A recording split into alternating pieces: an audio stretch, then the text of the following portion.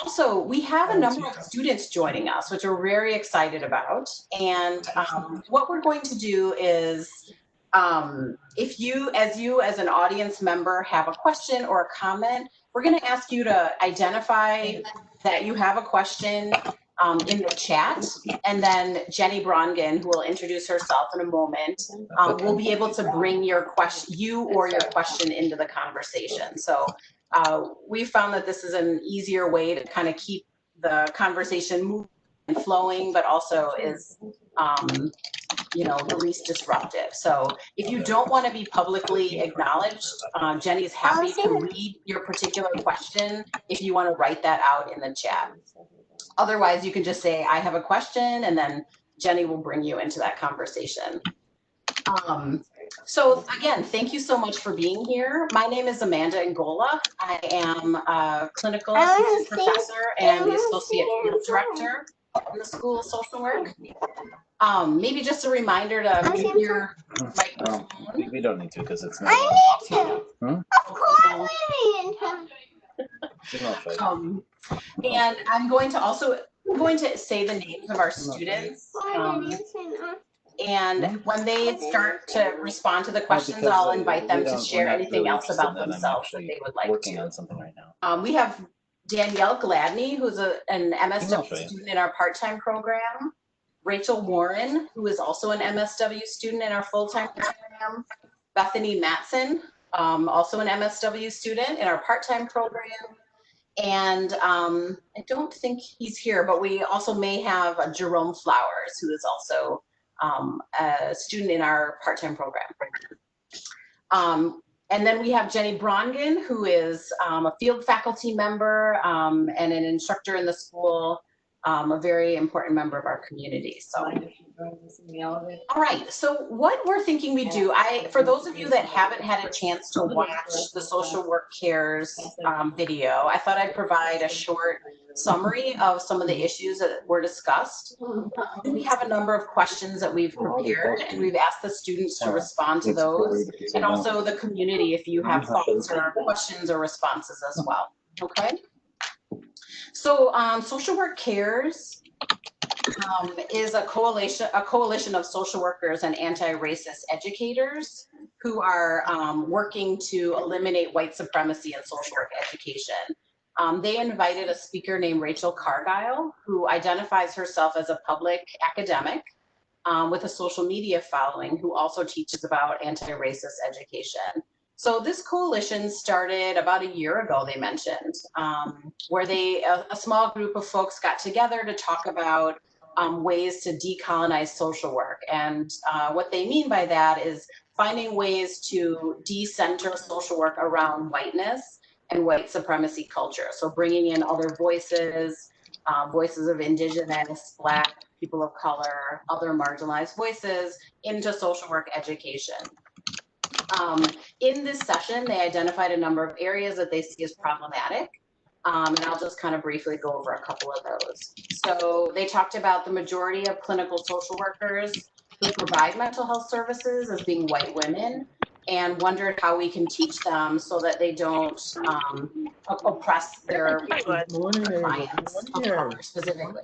They called for more self-assessment around privilege and power and oppression.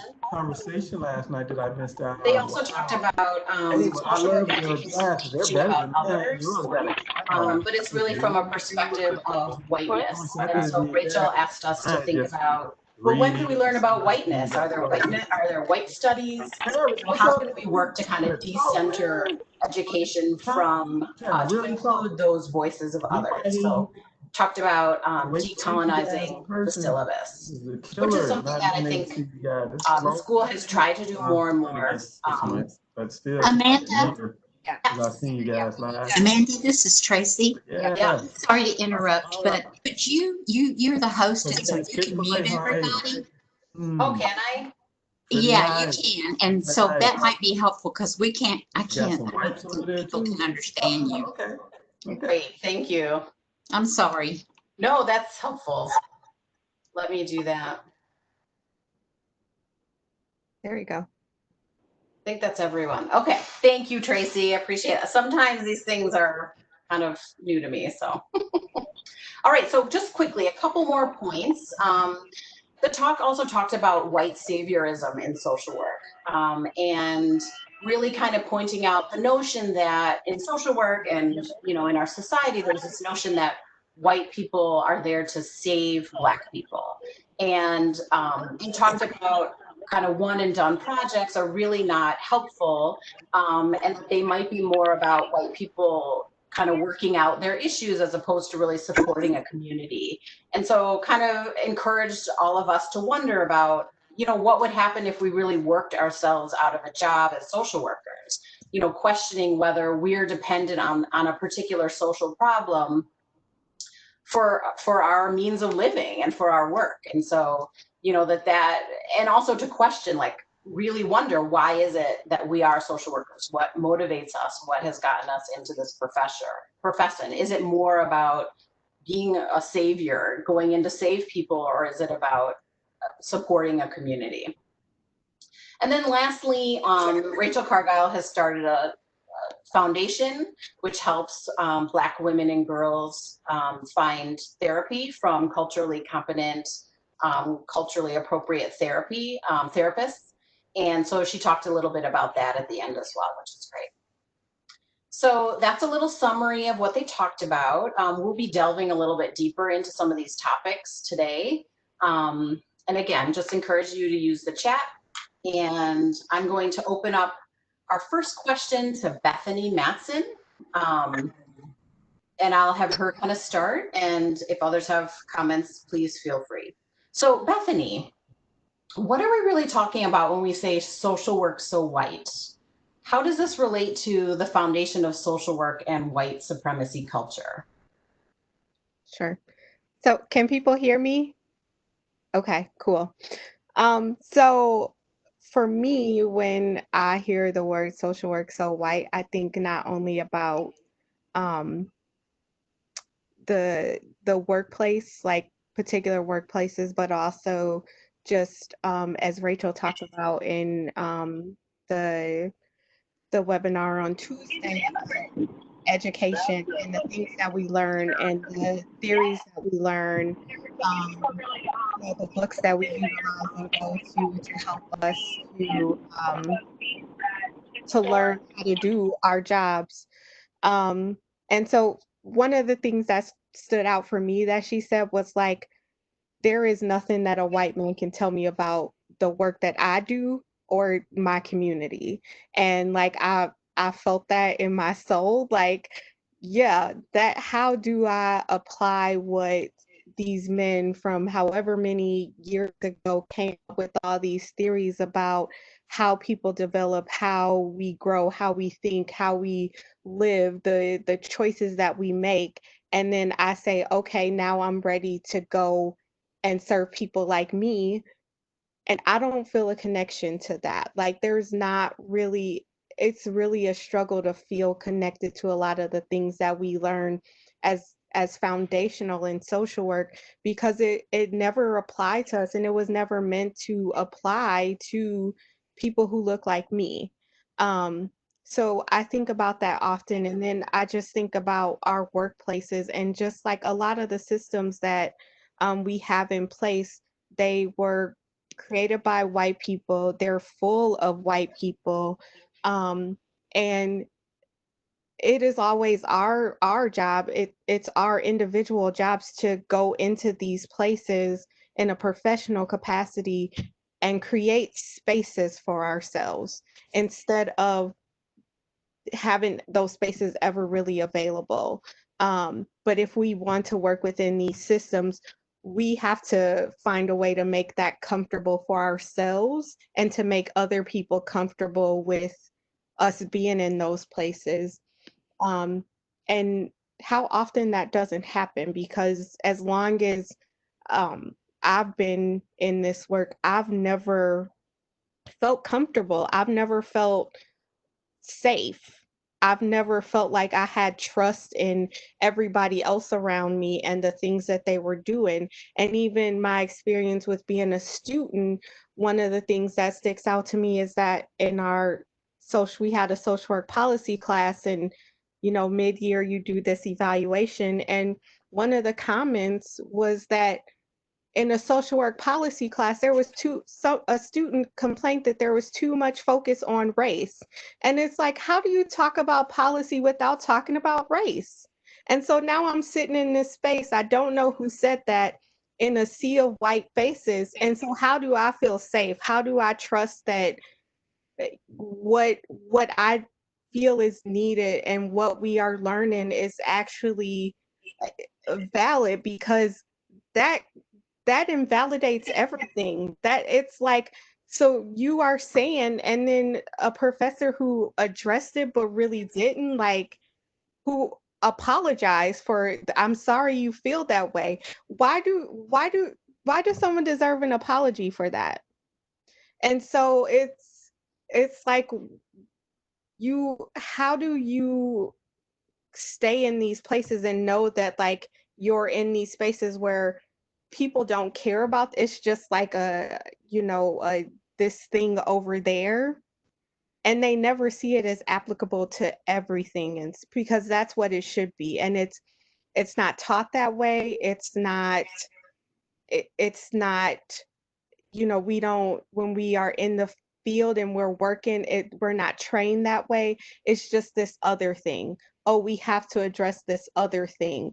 And it's like, no, that's the actual work that we do.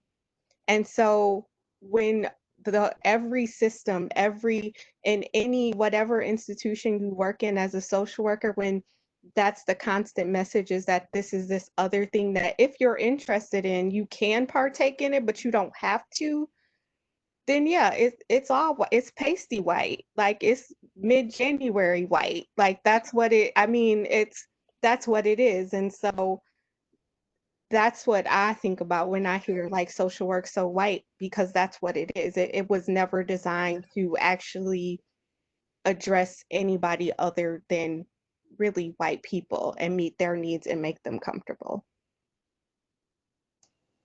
Thank you. So what you're really saying is these examples are great ways that, like, the whiteness is the center and everything else is seen as extra or different or other, as opposed to just being what it is. These are great examples. Thank you. Does anyone else have anything they wanted to add to that, or?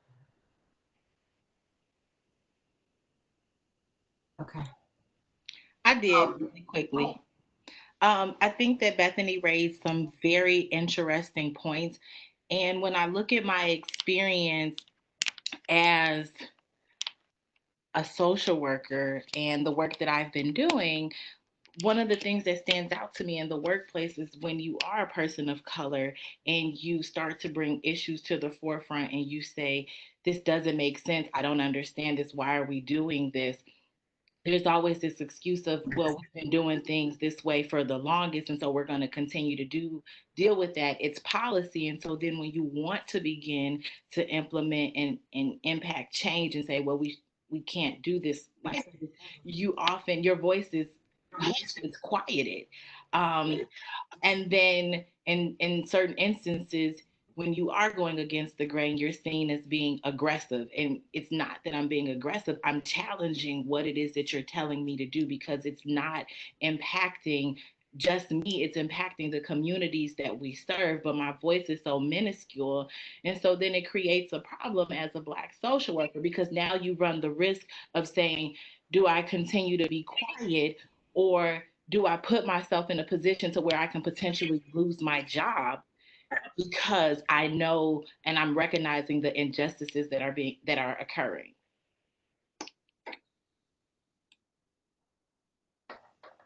Thank you. I think, the next question kind of relates to something similar. And I think it kind of gets at that point of center, like who's being centered when we use particular language. So I'm going to kind of open this up for whomever, but when we think about, we talk about inclusion, for example. It's a big buzzword. It's something that the school talks about, communities, corporations, being inclusive in our practices. And I wonder if people see a difference between using the word or thinking about the word inclusion versus belonging.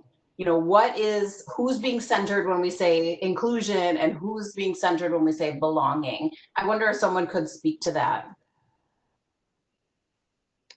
I don't mind jumping in. So I think for me personally, everyone loves the words diversity and inclusion, belonging, all these kind of buzzwords. And I was watching Rayshard Brooks's funeral in the past week, and Dr. King's daughter, Bernice King, spoke at the funeral. And I loved what she said, but one of the quotes from her talk was that it's not time for diversity and inclusion, it's time for Black Lives Matter. Mm-hmm. And I think it's important to realize we can't even get to a discussion about belonging or inclusion until we understand Black mattering and until we acknowledge Black mattering and value Black mattering in every sense of that word. Because when it comes to belonging, what am I belonging to? You're already established institution. You're already established norms.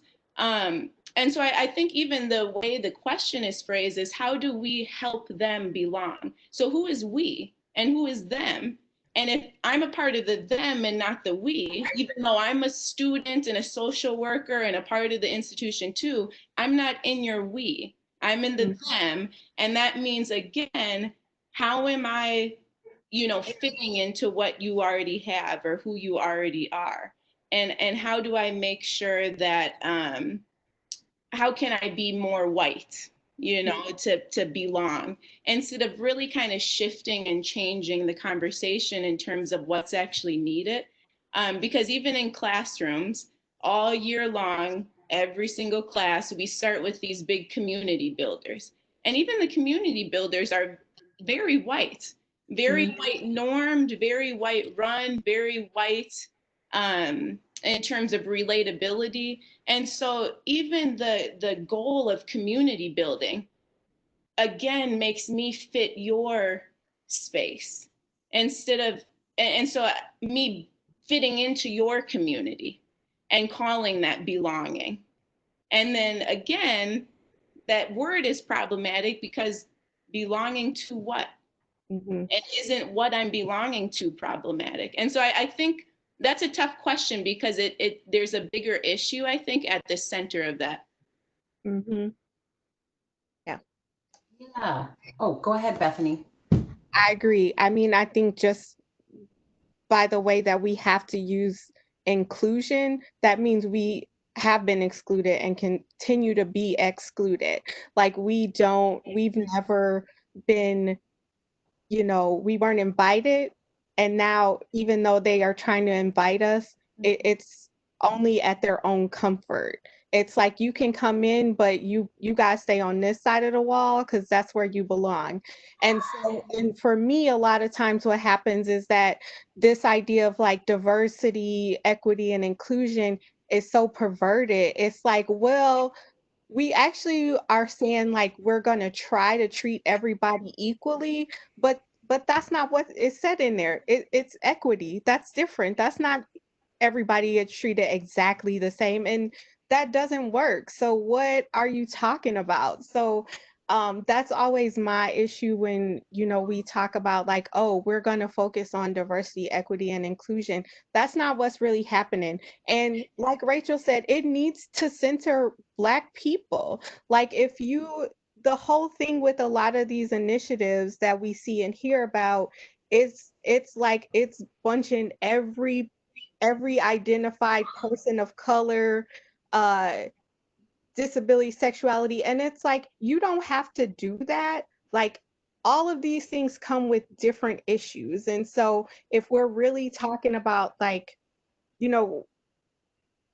focusing on making things, equitable and really doing social justice, it's not just like putting us all in one little ball and saying, okay, we did this one thing, like it doesn't, and it should make things better for everybody. No, like as a black woman, I have very different needs than one of my counterparts who might be, a Japanese woman, or someone who might be, Mexican, and that's okay. But like people get so worked, but it's about comfort for white people.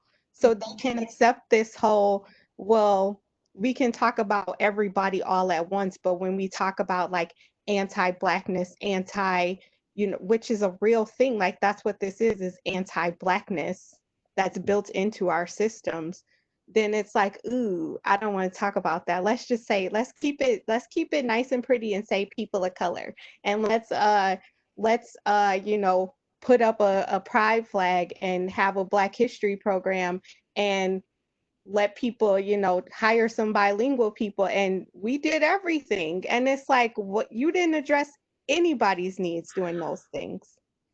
And like Rachel said in her, not this Rachel, the other Rachel Cargyle said, she said, like for the oppressors, there's not really any buy-in for them to do it. They appease and then they move on. And so, and that's what this is. It's this constant appeasement. Like when you've had these offices and these initiatives for years and years and years, it's just this appeasement, but it's not actual change. Thank you. I think in my mind, perhaps it's just semantics, but I mean, and I very much agree with what both of you have said. In my mind, I kind of had the sense that like inclusion is like, this is like if I am, I am the old institution. This is my space. You can come into it. Please feel comfortable. As opposed to belonging is me as a Black woman. This is my space and I belong in it. And we all can make this space. So I feel like in my mind, there's sort of this. It's like an ownership issue. Although the words are so similar, you could easily sort of like interchange the two between inclusion and belonging. But that's maybe one small distinction that I think Rachel was talking about, and Bethany, you sort of saying like, hey, it's about this complex, sustained change. It's complex. It's complex. Mm-hmm. Great. I don't see anything in the chat. Jenny, are we still good? Okay. So let's move a little bit into, this was a big topic during the talk, the white saviorism. And I'd like to have our students talk a little bit about this. So they talked a lot about this concept, and she asked all of us, Rachel Cargyle from the presentation, asked all of us to answer these questions about why we became social workers. Why do we choose to go into social work? For people to really sit and ask themselves that question and think hard and be introspective. Why did I come here? What did I think I would represent if I came here? What did I think I would get from it? What kind of motive do I have around doing this work? And I'm wondering if maybe Rachel, you want to take this one and just talk a little bit about your thoughts on white saviorism, or just that notion of kind of questioning all of us. Why are we doing this? What is our, or no, this was Danielle, I'm sorry. Sorry, Danielle.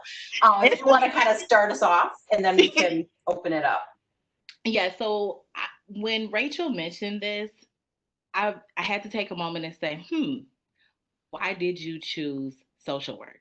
And so for me, when I look back over my career choices and decisions, I can honestly say that initially when I said, I'm going to be a social worker, that idea stemmed from wanting to be able to help others.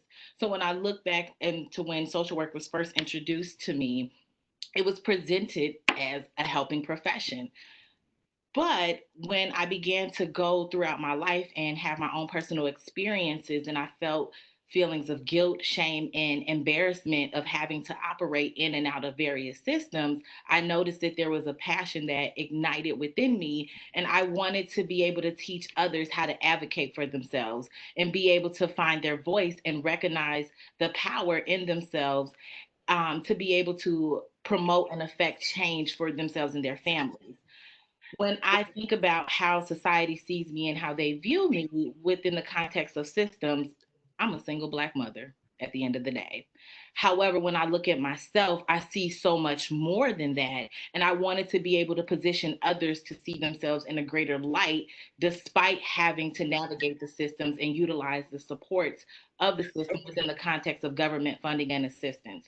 So when I look at where I'm at today, my motive in social work is centered more so on micro work and macro work on a macro level with regards to policy, but really working to encourage and engage individuals who like and also affect the the changes in the policies.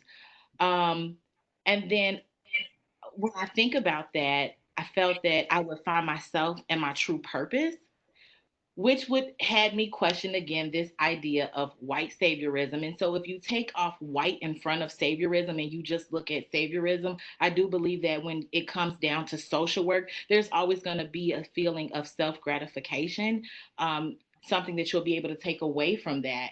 However, in the context that Rachel discussed, white saviorism and saying, look at you, don't you feel good that I'm here to help you? I really do think that we need to bring that to the forefront and say, no, it's not about you in this situation. It's about the people that you are serving. Are you really, truly able to help them? And then you begin to bring in terms such as cultural competency, cultural sensitivity. Are we truly practicing that? And we need to draw more attention to that.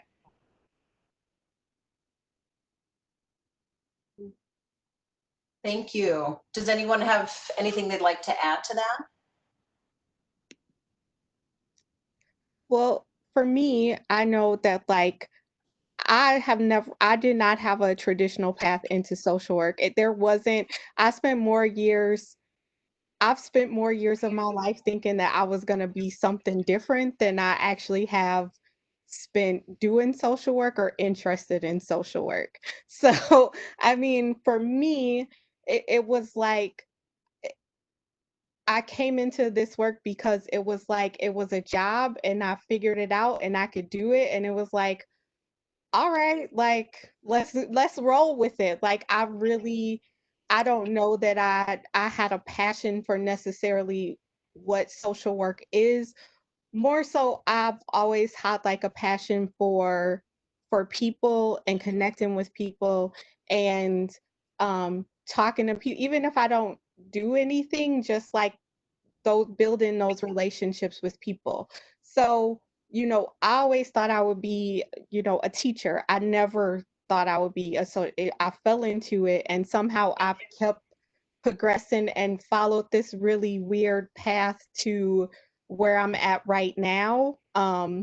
So it wasn't like that. And it took me a long time to understand the dynamics of what I saw like as um this idea of white saviorism, like because I live in Wisconsin, I live in Madison, all I see is white people. So it was like this isn't any different than probably any place else that I would be, like if I was working someplace. So it took me a while to understand like what I was seeing happening in social work of people feeling like um they needed to control and save and change Black people. It took me a long time to understand that that is what was happening so much, and for me to come to a place of feeling confident enough to name that and say it and try to understand it.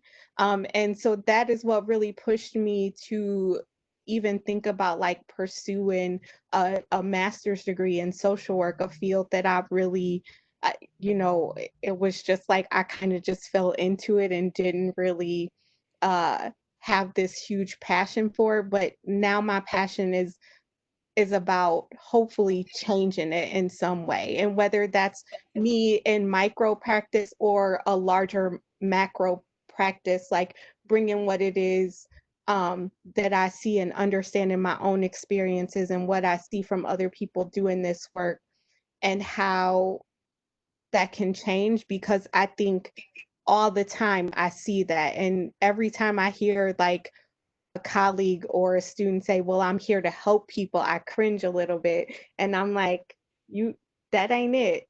That's not, no, I want you to rethink about that. Because unless somebody is asking for your help, and most of the time it's not going to be, and I did CPS for a long time, nobody was asking for my help. And so I didn't feel this overwhelming urge it wasn't like I went in there like, I'm here to help you. It was like, I'm here to do my job. So, I think that really changes how you think about that when you really think about like why you are here. And with quarantine and everything, I've had a lot of alone time to think about what am I doing here and what is my goal. And every day it's a question of like, is this the space and the place for me? Like, and I don't know that that's a good answer, and I would hope that people ask that of themselves every day, and we don't just fall into that comfort level, because I know I definitely experienced that, of just like, this is comfortable, so I'll stay here. And I think a lot of people do that, and it's like, no, because that's when you fall into those roles that you are not meant to be in. I'll just add to the end of that too. The other cringy one that just drives me nuts is when people say they're here to speak for people who don't have a voice. Everybody has a voice. Yeah. And so you're not speaking for people who don't have a voice. There's people whose voices you've silenced. There's people whose voices you may be ignoring, either systemically or interpersonally. There's people whose voices you're invalidating. But everybody has a voice. And so you're not here to speak for the oppressed or the voiceless or the powerless. You've made them powerless. And so how do you reframe your work, right? To do what what really would be just work, equity work. And so I think kind of what Bethany was saying in terms of, we really do need to make sure we're asking ourselves these questions, but we also need to be open to assessing our answers and hearing feedback on those answers, so that the answers that we do give start to shift, instead of saying, oh, I've asked myself that question and now I can articulate it. Well, what you're articulating is perpetuating harm. And so you need to reassess, even though you've answered that question, reassess what you've answered and be willing to hear feedback on that. And so I think, I think this is crucial, especially from what I've seen in the classroom, and some of my peers and classmates answering this question. It's very problematic. Yep. Thank you. And it's an ongoing question that needs to be considered, right? We can't, as you're saying, we can't just know it once. We have to continue. How am I causing harm? How am I doing that? What is this about? Why am I doing this? Thank you. Kind of carrying forward with this, concept of the white saviorism, one of the speakers in the program last week earlier this week was talking about, she was a social worker of color, talking about what it feels like to be on the receiving end of someone who might be engaging in white saviorism. And she talked about the imbalanced feeling that she feels, that she as a woman of color is needing to then take care of the other person, take care of their emotions, or kind of getting into that kind of fragility piece. And I suppose that engaging in a practice that with that saviorism piece could also feel like like you're overworking, in terms of like the other person's doing all the work for you. And that kind of gets at Rachel's point of like, no, everyone has a voice. We're not, think about that piece. So I'm wondering, Rachel, if you could kind of talk about a little bit about like how we might identify when someone is engaging in unbalanced work. What are the signs? How do we kind of course correct if that's happening, whether we're on the receiving end or the doing end? So yeah, I think this ties so easily into the previous question about why we're doing the work we're doing. And furthermore, does the work that you feel you're doing match what those on the receiving end feel that you're doing. And so even though you think you're doing X, if we were to ask the person on the receiving end, would their answer be X or would their answer be N? You know, and so asking that secondary question to actually really think about not only why you're doing, but what you're actually doing. And that's just kind of that self-assessment work to check yourself and see if you're approaching things from a deficit perspective. Are you trying to fix? Are you trying to help? And particularly in relation to white saviorism, are you seeing people as a failed attempt at being white? Are you looking at people in terms of how do I get you more like me? And that's what success looks like. And so, you know, signs of it, microaggressions, white tears, white apologies, white splaining, white defending, microaggressions again. You know, how are you exerting your power over people, reminding people of your power? But yeah, I think it, particularly in terms of white saviorism, I think it's that ingrained sense that white people carry, that they are entitled, the self-interest that sometimes they carry, that's ingrained because of white supremacy culture, because of racism, because of the system of power that keeps white people on top.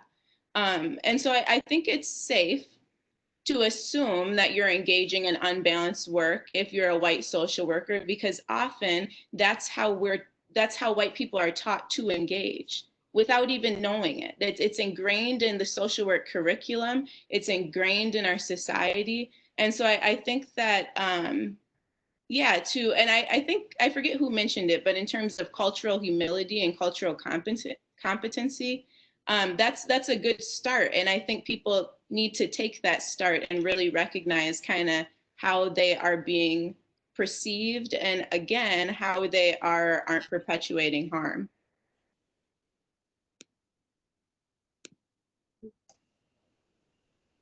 Thank you. Any other thoughts that people wanted to add to that? I mean, I think realistically,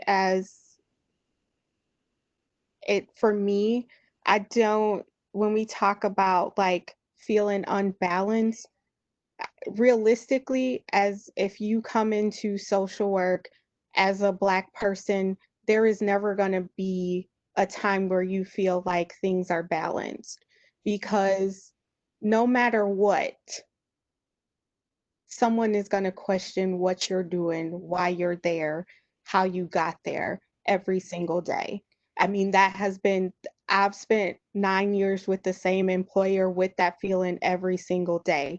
And I think that it's my stubbornness that pushes me through that, but there's never been a day of those 9 years where I felt like I walked into a place and there was a balance and there wasn't someone who was questioning me being there, my value, the work that I do, no matter what position I was in, no matter what happened, no matter what kind of accolades I received.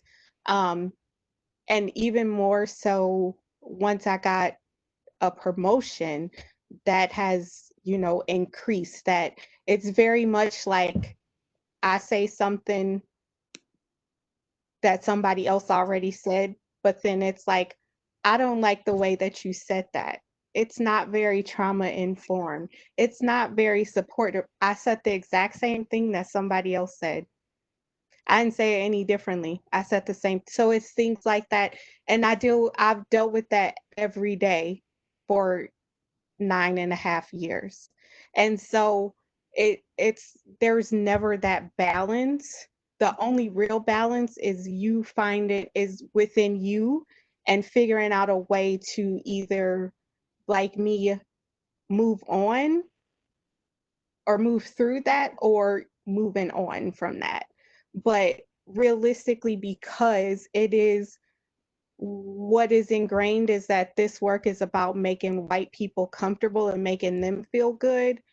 I don't have a place, and no one has ever said you have a place here to feel like that balance exists. I haven't had that happen.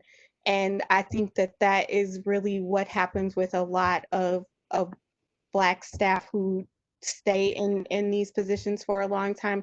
You have to figure out a way to find balance within yourself and support for yourself to get through, because in the work that you do with your colleagues, with other professionals, that balance does not exist, and it cannot exist in the systems that we work within.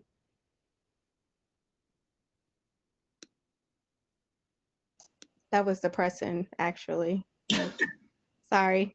After I said that, I was like, that's I depressing. don't think it was depressing. I think it was definitely spot on. I think you were very accurate, and in some instances it's hurtful.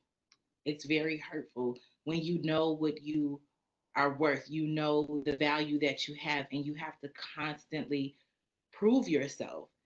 And even here in Dane County, when I look at different opportunities or wanting to be in leadership, and I applaud you and I commend you for when you got your promotion. I was so excited for you.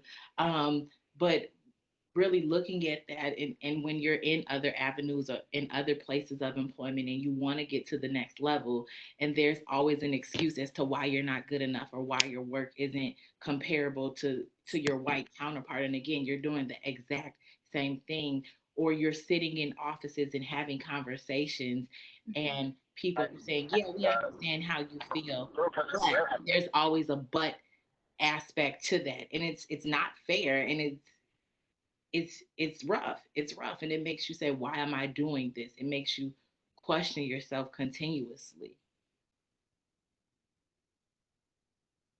Yeah, I think I really applaud the bravery in speaking out about that, because it feels demoralizing on a daily basis. And we should be having more conversations about the support that's needed to kind of get through that and work through that, as you were saying, Bethany, because that experience is real.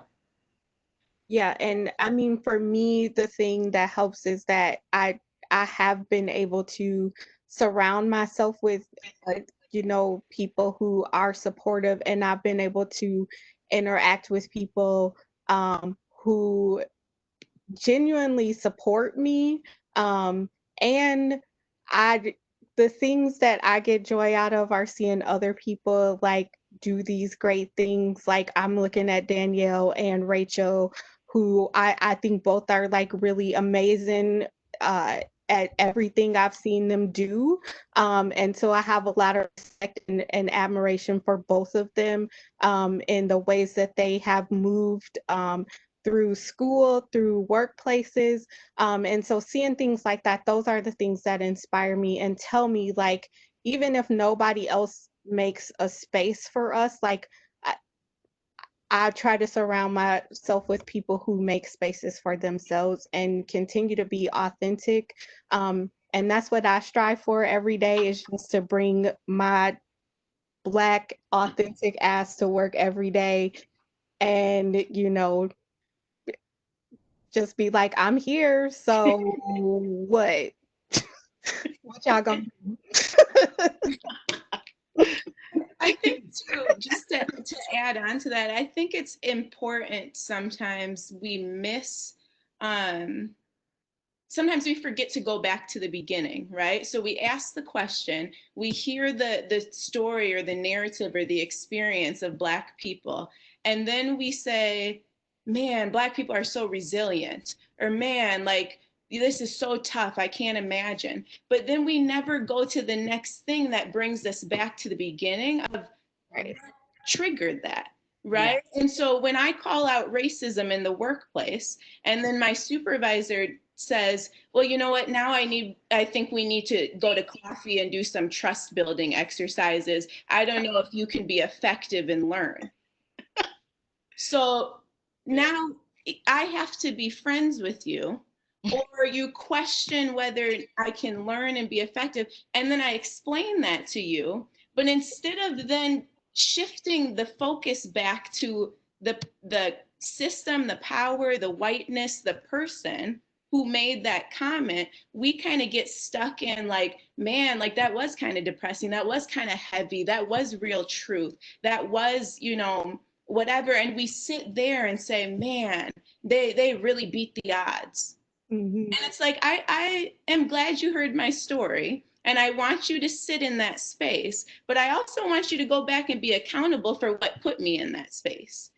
And that's where I hope to focus when we talk about unbalanced work, is for me as a Black person, I retweet everything Bethany said about feeling unbalanced as a Black person. But for the white people on this call, I want you to go back to the whiteness piece of that and recognize where your power put me in that place. And so I think it's a two-part answer, because the three of us, the four of us Black women have our answer. But for those listening, I want you to hear my answer, but I also want you to recognize that, you know, it was your power, your unbalance that needs to be reconciled or rectified. So I would, just to circle back or tag on, but that was the only thing I'd add to it. Thank you. Yeah, that's a really good point. I think even for me, like as a Black woman, I get lost in that of like, no, we need to bring it back. We need to bring it back. That's so true. And a good reminder for all of us, but the way that you said it was perfect. So, you know, kind of moving on to the next question. If I don't see any other questions in the chat about this, but you know, we've been talking a lot about sort of that interpersonal, like who's the audience, who needs to be considering these questions. We may have different answers depending on who we are, where we sit and stand in the world. But thinking about this notion of social workers needing to do not only working individually with clients on their particular issue, but going back to what's the system, how is the system oppressing, how are we as social workers dismantling that system, not participating in that oppression. So doing that macro work and that micro work. And I think Jenny and I were, you know, talking a little bit about this, like I had this perspective from the talk that, you know, Rachel maybe didn't understand that about social work, that that's something that's sort of in our DNA. And Jenny brought up a great point that, like, yes, that's in our DNA, but sometimes people lose sight of that, or they don't know how to do both, or they think their job is this and not that. This job is for someone else and this job is for me. Or they don't maybe understand that, or it never really made full sense, you know, along the way. And so I guess I'm curious, and this might be also a great question for the audience, is, you know, is it possible to do micro and macro work together?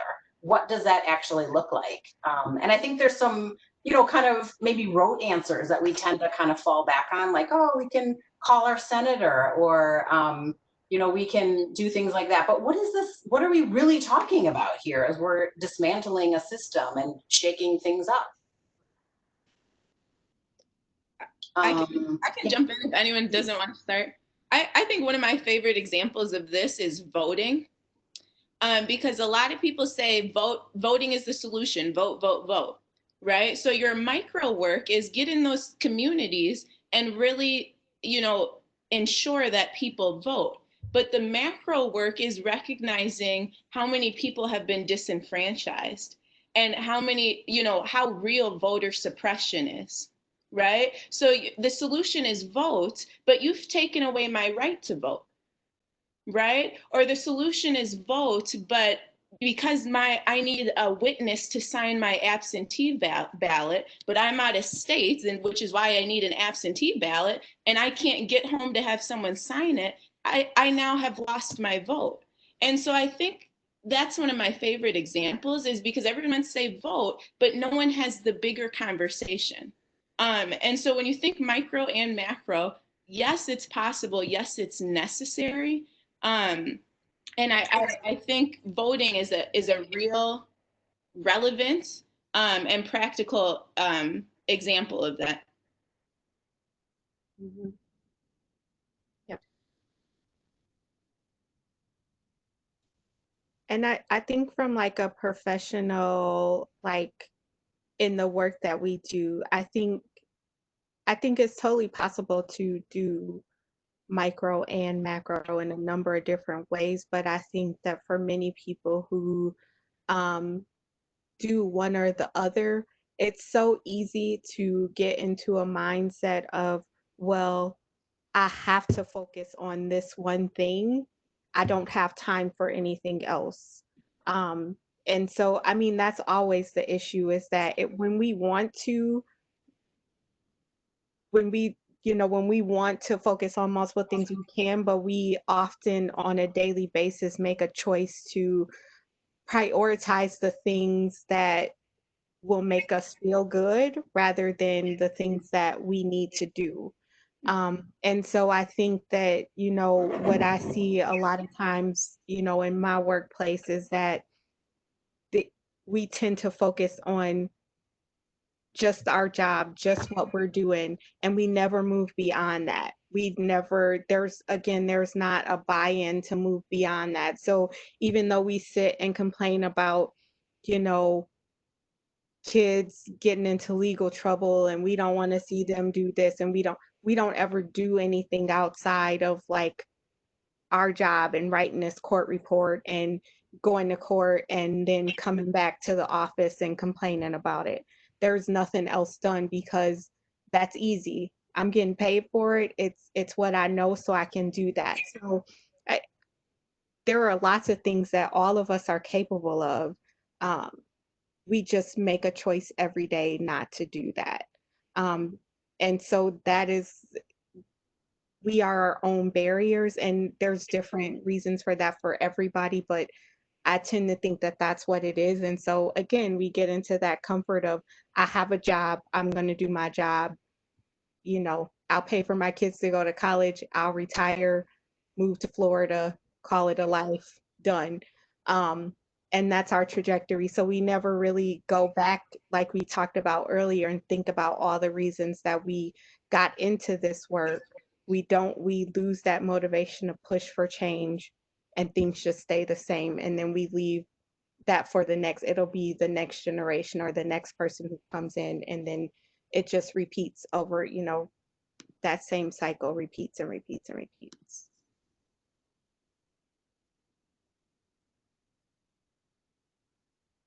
I wonder if anyone from the listening audience has thoughts about this also, maybe from work that you're doing in your organization or work that you wish was happening. What does it sort of look like? I mean, it could, yeah, what are different iterations? I'm wondering if anyone, I just want to open the invitation if anyone in the listening audience wants to share anything. I can start in with that, Amanda, if that's okay. Because I think, yeah, I got myself all right. That all the points that you've made are so critical. And I see both as, and been a social worker for many years and then teaching social work now, that sometimes it's as basic as each individual has to view themselves as micro and macro simultaneously. Because I think, as Bethany was saying, it's so easy to just get caught up in the moment. However, even if we are doing a job which from the outside might seem like all I'm doing is like writing these reports, or I have to follow these rules and they're not right, and they're not right, being able to not only recognize that, but bring that up in a way that you can. And again, it depends on the setting, it depends on a lot of things and what a person's comfortable with. But if we can at least voice this to other people for them to keep thinking, to say, this is not okay, that always this is how it's handled, that the family is always seen as the problem, for example, or this is not okay that in schools we have such a different number of people getting in trouble based upon their backgrounds.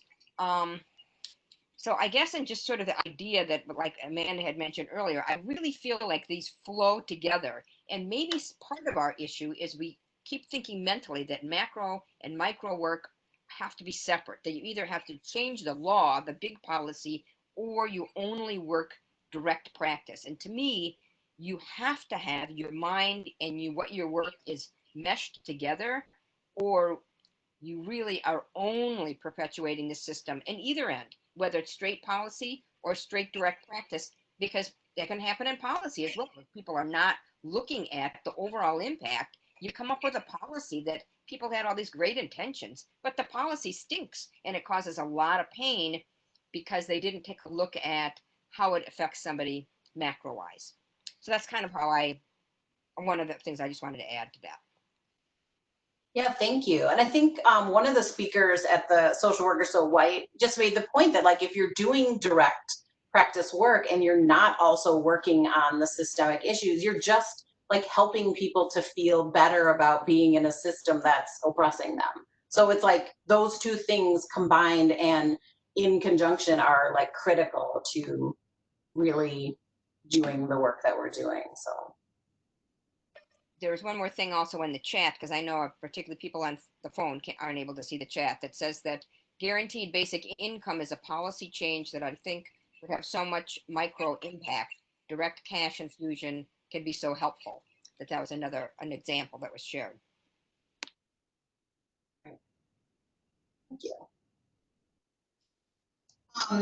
Okay. All of these things are like very intertwined, but this next question, is, we've kind of talked a little bit about this, but I'll still ask it. So, so thinking about decolonizing social work, wondering what are some examples of ways your agency or our class in the school has been successful in centering voices of non-white, non-cis people? What are some ways, or other historically marginalized groups? What are some examples that you're aware of, and how could this look in social work education in our syllabus? Yeah, so I want to focus on the second part of that question. How would this look, in decolonizing our syllabus? And I want to focus on the second part because I think too often we're quick to ask what works before really understanding why what we currently have doesn't work. Yeah. And so, when you think specifically about decolonizing the syllabus without thinking about decolonizing the syllabus maker, you're going to get nowhere.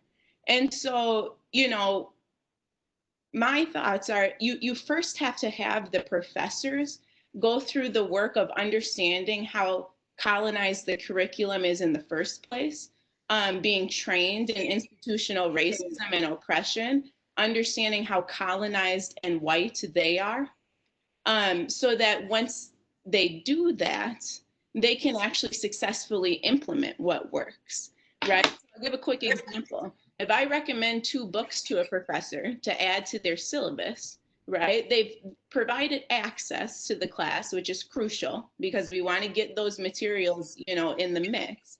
But the learning still isn't guaranteed because they have no understanding of how to use it, teach it, facilitate it, right? So you finally have the right book, but how you're teaching that book is still riddled with racist overtones because you haven't done your work to understand why that book is valued or to give meaning to that resource, right? So everyone wants to jump to social justice work without understanding that you can't do social justice work without history. And not history starting at slavery, where Black people are already at a deficit, but history in its entirety, right? And so and then in addition to materials, if they were to do the training to understand why what we have doesn't work, they'd recognize that it's not just about throwing books in the syllabus, but also recognizing that how rules are framed in the classroom, routines are framed, back to the beginning of this conversation, how community builders are framed, how evaluation and questions asked in assignments, all of that is colonized. And so I think it starts with really understanding what doesn't work in order to, because I think failing to do that means failing to do what does work.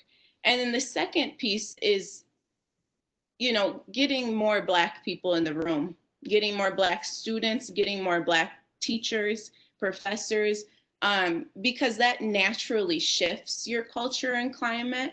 The space naturally shifts, because at a very basic minimum, Black culture and Black values and Black living is community-based. And so what we bring to the space and what we bring to the room will be very different than the white supremacy, rigid, formal, competitive, perfectionistic based practice.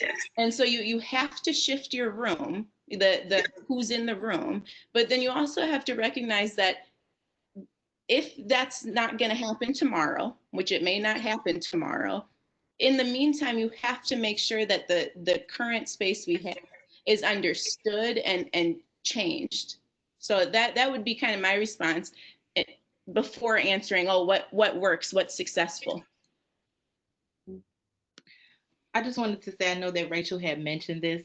When I was listening to the question and I thought about the question, I kind of chuckled to myself, because when you said, well, what ways is your agency, working to decolonize social work? And I was thinking to myself, well, if that was the case, we wouldn't be sitting here having these conversations. There would not be a need for this platform. There would not be a need to continuously bring this up and continuously have these conversations if that work was truly being done.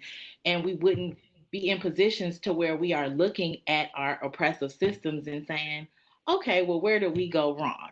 So I think it's important to note that, no, the work is not there. The work is not being done, which is why we are here today. And then one of the key points is, well, when we look at our class, I remember the first day of orientation when it was time to come in, and we had to come in and meet all the new students for our particular cohort. And Bethany and I are in the same cohort. And it was funny to me, because when I walked into that orientation, I literally glanced around the room and I could count on one hand and under 5 fingers how many people of color were actually present in that room. Thank you, 4 people. It was 4 people that was there, and everyone else was white. No, I take that back. Yes, everyone else was white. There was one Asian student that was there. I remember, because he was sitting at the table with me. So there was only one Asian student that was there, and everyone else was white, and everyone else was a white woman. Mm-hmm. And I said, now isn't this something? Because here I am in this program. I can only imagine, if I had to look at the scoring of the application, did I get points because I was a student of color? Did I get points for my diversity? I didn't know. But I had to think. So then when we talk about going into the classroom, well, where's the representation to truly allow our voices to be heard if when you come in my cohort, there's only 4 Black students there? Mm-hmm. And I loved what Rachel said on the video. And the other piece about that. Go ahead. No, go ahead, Bethany. Go ahead, Rachel. Okay, you go ahead. Sorry. I was going to say that I think what Danielle is saying, Rachel kind of alluded to on the video, when every Black person who watched that video all laughed when the white lady said, well, what had occurred was, like, as if she didn't want to finish what had happened was. Every single Black person who watched the video laughed at that.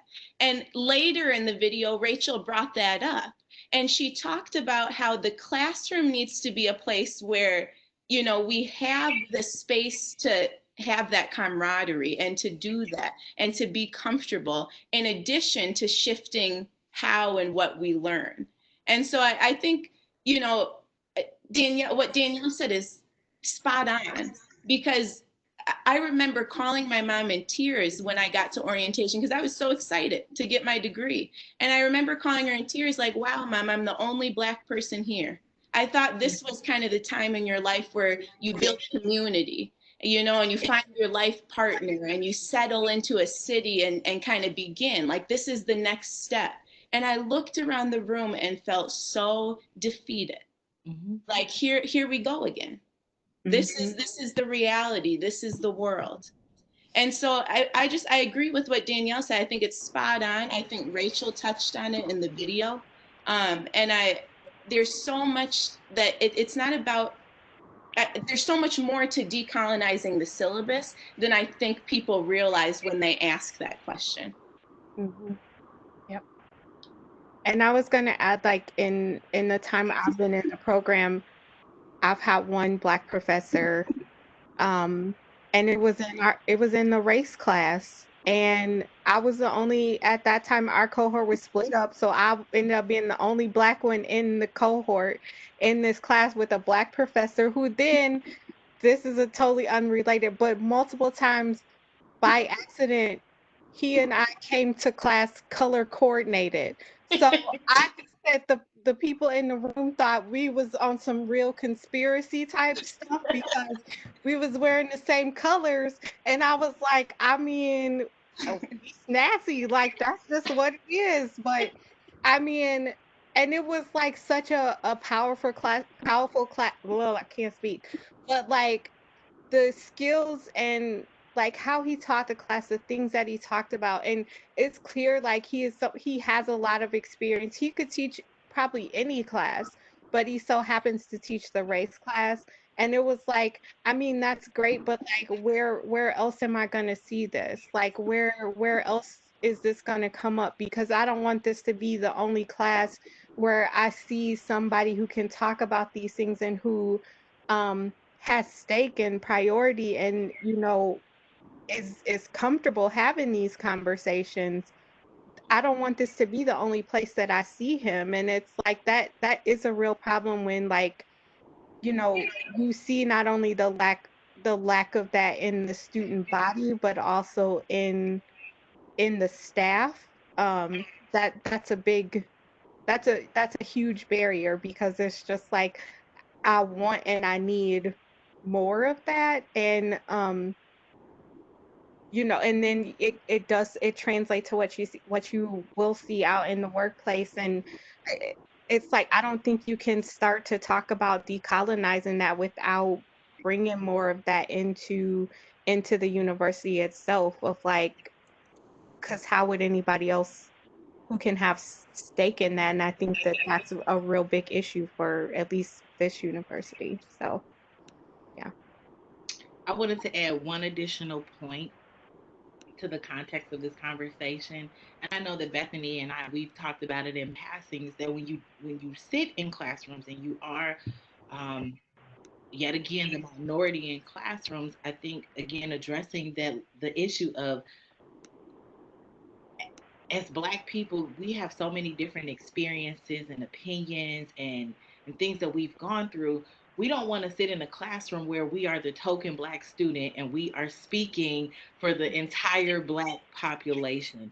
There needs to be more representation in the classroom because my experience may be very different from Bethany's experience, especially when we consider where are we at in life. And I've noticed that a lot of times, as much as I like to converse and have class discussions, I don't want to be the token Black student that here I am and I'm going to speak for the population. No, that's not what I was designed for.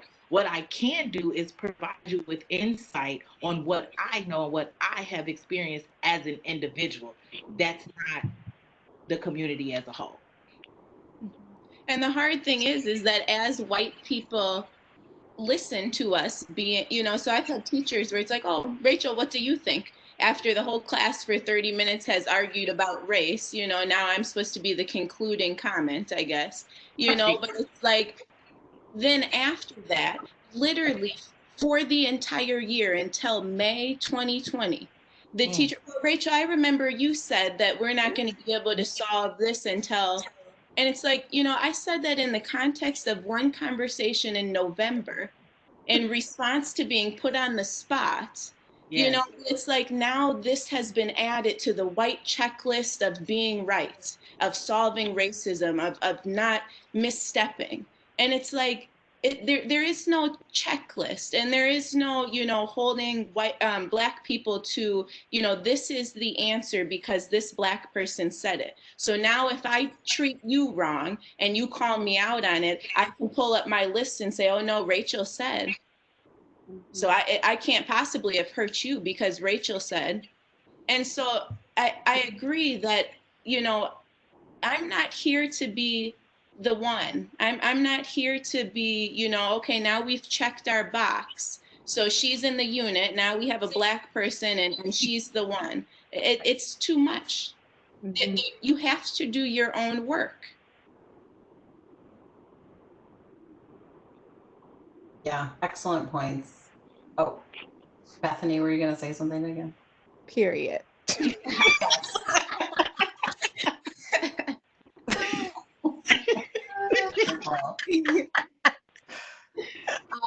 Okay, well, just in the interest of time, I'm just noticing it's a little after 1:10, and I think some people, I think originally we sort of advertised this as ending at 1:15, but I think we also sort of shifted to 1:30 because we had more people on the panel. So I just want to maybe shift us a little bit into more of a wrap-up mode, and I want to open it up to the panel just to see if there were any other thoughts or points that you wanted to bring up about social work so white, just so we can kind of hear some of any lingering thoughts that you have. I had a lingering thought. So when we get to the place where we are graduating and we have received our respective job offers and we go into our organizations and we are full of gusto and we're excited about the work that we're getting ready to perform, I challenge those who are white and you find yourself in positions of power and you say, I want to implement change. I want to see a change. I want to make a difference. Look at yourself first to make sure that you are not perpetuating a system. And then look at the team that is standing behind you. When you look at your team who are in positions of power, do you truly have an individual of color that is there whose opinions and ideas that you can hear and are being represented?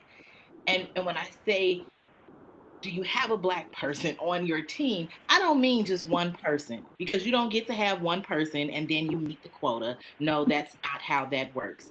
You have to have various people on your staff in positions of leadership that can come in and make sure that those individuals are adamant, passionate about speaking up and speaking out against the injustices that are currently being done, and actually take the time to hear them, because they matter and they're there for a reason and they belong there. My only point. I would say my concluding comments,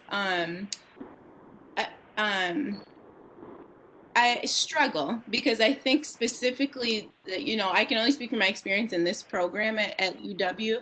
But it feels sometimes that the whole foundation of getting the degree is teaching white people to recognize their whiteness and to work with people who are not white. That's very, very, very needed. I'm not white. And so what disservice is what am I missing out on? What am I losing, by having to learn alongside? Because when you get to your master's degree, there is no differentiated learning. You can't put the kid who's in 4th grade but really doing 7th grade work. You can't differentiate his curriculum and let him kind of excel, because we're all in the same room. And so I think, to the white professors on here, how can you structure your classroom to teach white people and hold them accountable and force them to grow, because we need that so that they're not in our communities perpetuating harm? But also, how do you recognize that I'm in the room too, and that every time you say we, you're not actually thinking of me? I'm not included in that we. And so I would say that to the white professors on here that kind of recognize how you're operating your classroom, and how it might feel to be a Black student in that space. And then the last thing I would say is two quotes, one by Toni Morrison and one by James Baldwin, and they're short, but I want to read them.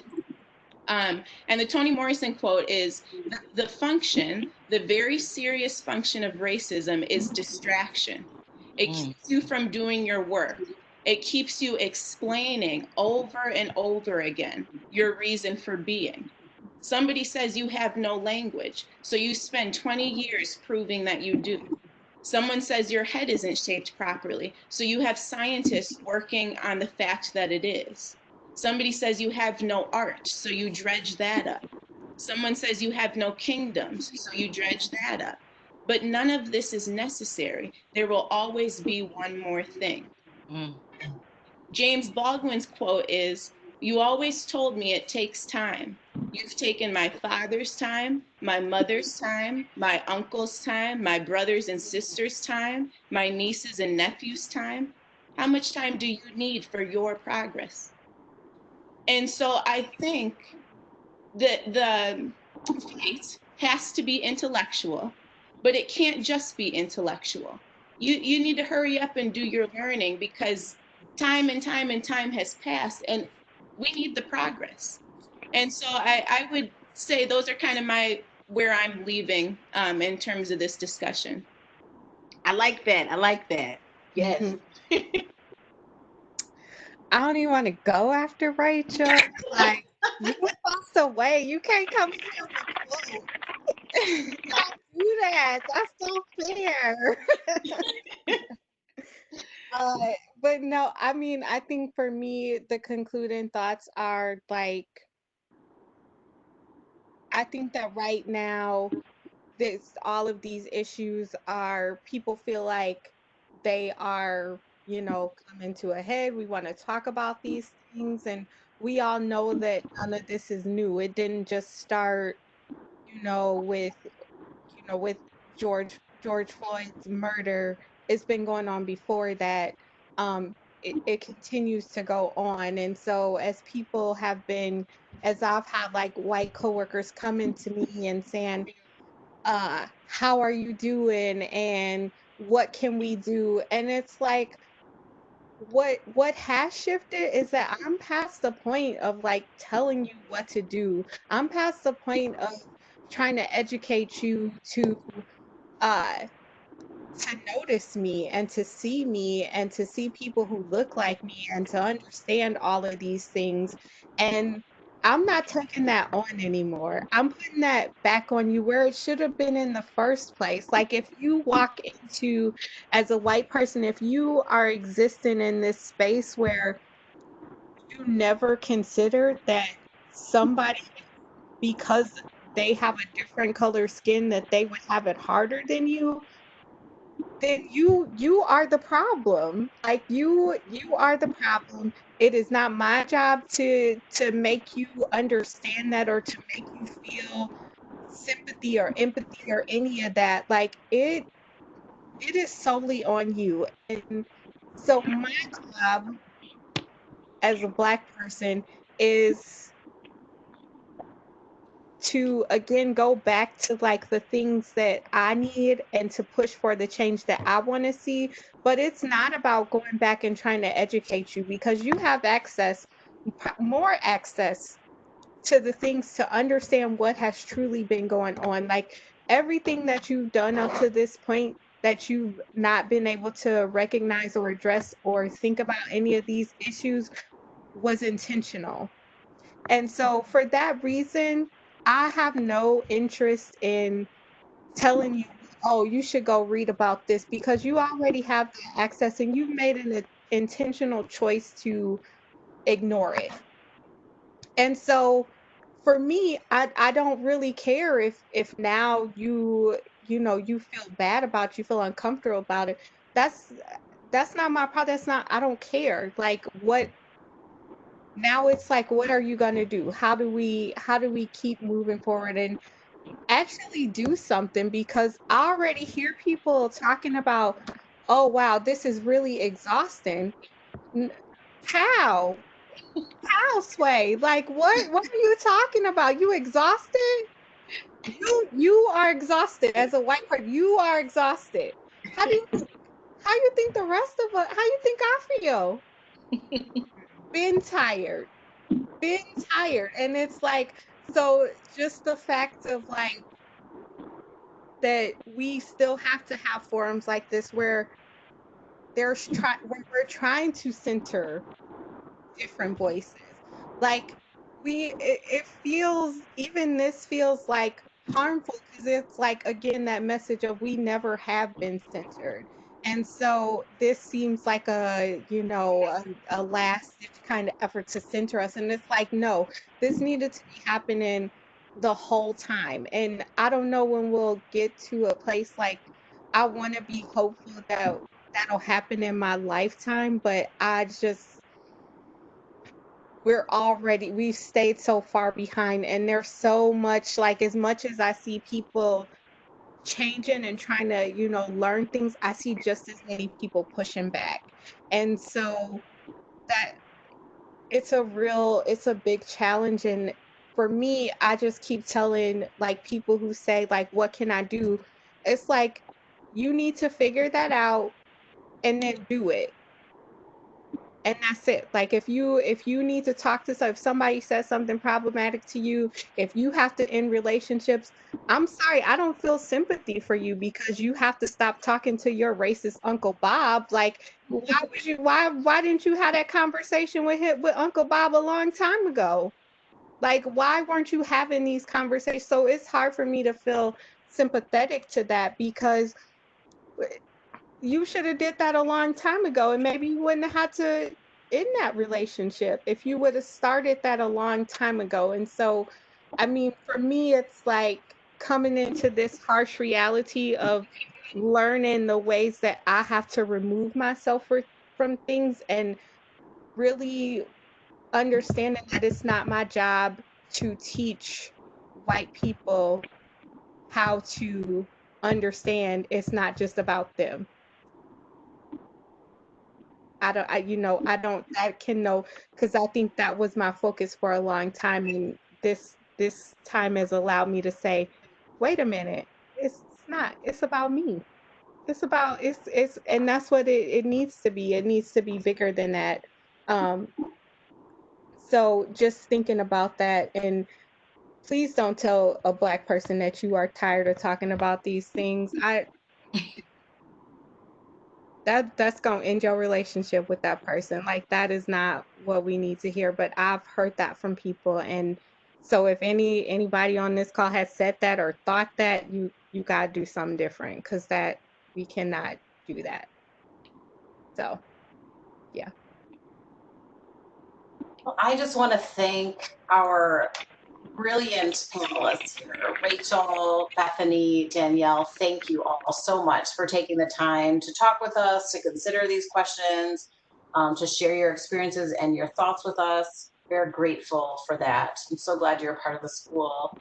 I also just want to point to the chat if people have access to that. We've got the quotes that Rachel shared in there if anyone wants to see those in writing. Also, I also want to just point, next week we have another community conversation about anti-racist social work. It's also at noon to 12:15. Our website at the School of Social Work, has the call-in information. I'm so grateful for all that you have shared with us today. Thank you so much. You've given us all a lot to act upon and certainly think about, but hopefully also act upon. So thank you everyone for attending with us, and we hope that you'll join us next week. Thank you. Thank you. Bye. Have a good weekend.